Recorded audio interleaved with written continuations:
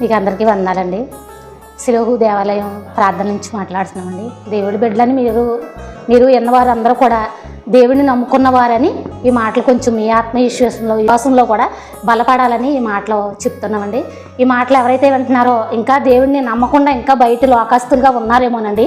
కానీ లోకంలో ఉంటే కనుక దేవుడి వద్దకు వచ్చి మీ అవసరతలో, మీ ఎక్కడితో, మీ భర్త విషయం, మీ బిడ్డల విషయం, మీ కుటుంబ విషయం, అనేక అప్పుల విషయం, అనేక శోధనలతో హింసించబడుతున్న మీ వేదనలన్నీ కూడా బయలుపరచబడాలంటే యేసుప్రభు ఒక్కరేనండి. యేసుప్రభు ఒక్కరే. అందు గురించి దేవుడిని నమ్ముకోమని, కనీసం ఒక్కలుగా ఉన్నా కానీ నేనేం చేయగలను అని అనుకుంటున్నారేమోనండి. దేవుడిని ఏం చేయగలడు దేవుడు అని అంటున్నారేమో. కానీ దేవుడికి మీ ఒక్కరుగానే రండి. మీరు ఒక్కరుగా వస్తే మీ అంతమాలు అనేకులు, మీ భర్త, మీ బిడ్డలో రక్షించబడతారండి. నా వల్ల ఏమవుతుంది అని అనుకుంటున్నారేమో. కానీ మన వల్ల కాదు, వాళ్ళ వల్ల కాదండి. సర్వశక్తుడైన దేవుడు యేసయ్య వల్ల బట్టి ఖచ్చితంగా ఇది కలుగుతుందండి.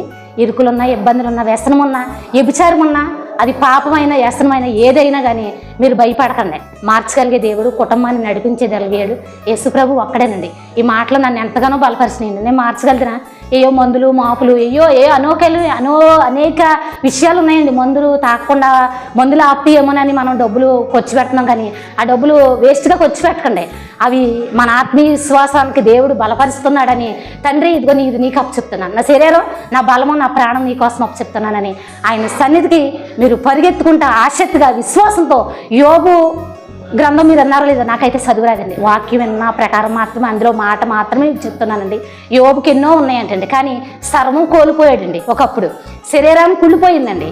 నాన్నవారు అనేకులు హింసించబడ్డారు, వేధించబడ్డారు, వెలివేయబడ్డారండి. అయినప్పటికీ కూడా యోబులో ఉన్న విశ్వాసం మానలేదండి.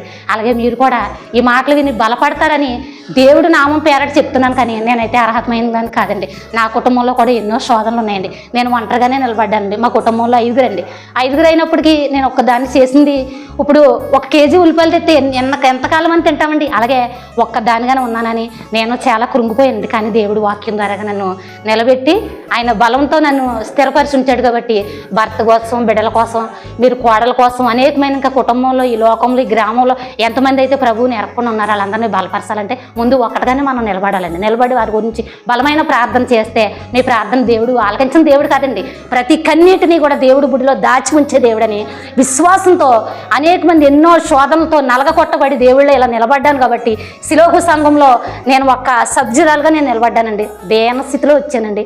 ఇంకా దీనంగా ఉన్నా కానీ ఆత్మీయులో బలపడ్డానండి. మీరు కూడా ఈ మాటలు విని మీ కుటుంబంలో ఎవరైతే బలహీనంగా ఉన్నారో, ఎవరైతే ప్రభు వద్దకి రాలేకుండా ఉన్నారో వారి కోసం ఆప్యాయంగా బలమైన కన్నీటి ప్రార్థన చేయండి. తప్పకుండా దేవుడు మారు మనసు వారి పట్ల కలిగజేస్తాడని ఈ చిన్న వాక్యం దేవుడు దీవించను గాక.